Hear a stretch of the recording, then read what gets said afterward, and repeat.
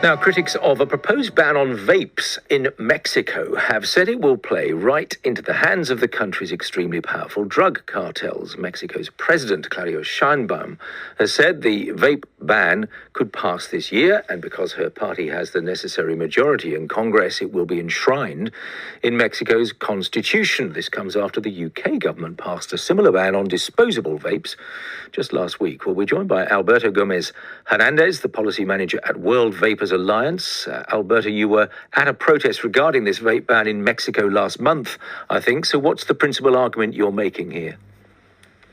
Good morning, Henry. Good morning. Thank you for having me.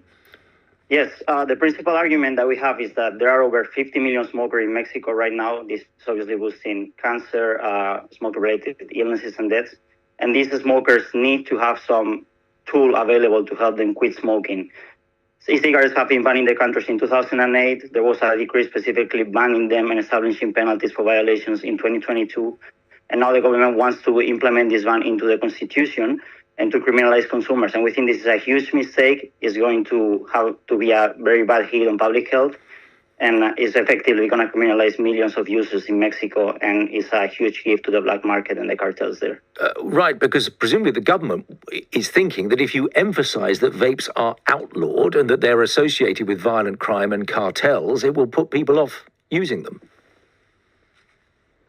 Well, we believe that having legal vapes regulated, where there is traceability, where we know what the ingredients are and if the batteries and devices are safe, is going to encourage users to take up on them and quit smoking and live healthier lives. Obviously, if they are in the black market, it's going to be just much easier for underage or children to access the products, and it's going to prevent many adults from seeing them as an attractive option to switch.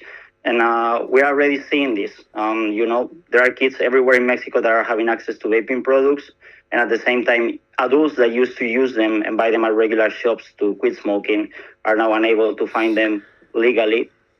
Or not legally, but in a safe manner, and now are going back to smoking. Okay. So, I wanted to bring my guests in to talk to you directly, maybe ask a question of you, and then obviously you can come back. Lindsay, what's on your mind when you listen to this issue? Well, I'm particularly fascinated by the idea that the leaders who want this to be established in the Constitution would ignore or cast aside the danger of letting this fall into the hands of the cartels, which I think is what you're suggesting and other stories have suggested. So you make it illegal and the fear is that they will take it up. Right, that they will sort of take ownership of it on the black market. And so I'm wondering, are there any studies in other countries even that suggest that doing something like this with a constitutional ban, that it would effectively positively impact drug trafficking and cartel oversight? Alberto, hold that thought for a moment if you would, because Dermot, come in with a thought as well, and then we can sort of try and round it all up. Yeah, I think it's a fascinating story, and Mexico often leads debates about public health. It was one of the first countries in the world to introduce a sugar tax. I'm also struck by why this ends up in a constitution. Why not pass a law? It just seems like a very rigid approach. It reminds me of prohibition in the United States, which is a textbook example of how not to govern, which, of course, was favoured by Baptists and bootleggers for very different reasons. Organised crime made an awful lot of money off this. So I'm really intrigued by why this would belong in a constitution rather than a law that might be more easily amended. Alberto, to Lindsay's point, is the government able to point to other countries, other evidence from other countries that this is the right approach? There is no evidence from other countries that this is the right approach. All the evidence we have from countries that have either banned disposables or flavors or any kind of product within the vaping market, all we have seen is that consumers are turning to the black market. We also see this happening in other Latin American countries with similar situations, such as Argentina and Brazil. And in Mexico, where the products are already banned for over a decade now, we have seen clashes among different cartels, different organized crime groups over the vape market. There have been attacks on stores.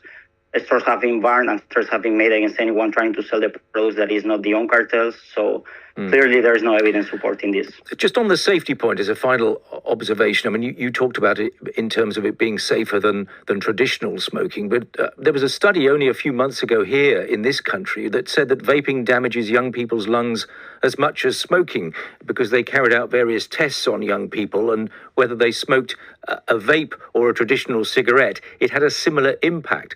So are you sure that what you're putting forward is actually safer? We are completely sure. There are hundreds and hundreds of studies supporting our view. The most important study is that from Public Health England, which shows that vaping has been proven to be but that's 9 years ago.